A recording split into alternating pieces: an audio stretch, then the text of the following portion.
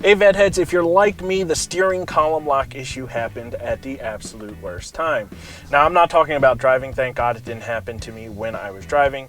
Unfortunately, I was coming out of work, pulled out of the parking lot, and my steering wheel locked. I got that dreaded wait 10 seconds message when I inserted my key. Now, I had seen that message before, the steering column lock, service steering column lock, but it went away after about 6 months of owning the car, and I hadn't seen it since then. And then just a week ago, so about a year, 2.5 years into owning the car, it came back and unfortunately locked on me. Now, there are two things I did to immediately free up my car so that I could drive it to the dealership. The very first thing was I turned the car on, I put the air conditioning on. It was a really hot day. I think that was probably the biggest factor in my problem.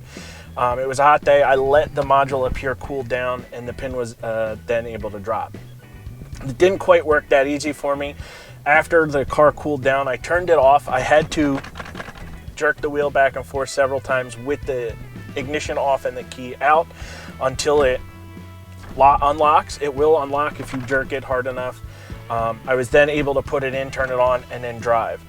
Not a guaranteed fix because it may not work in your case and you may have bigger problems. In my case, it worked, but I am gonna also fix it permanently today with the compliance parts module.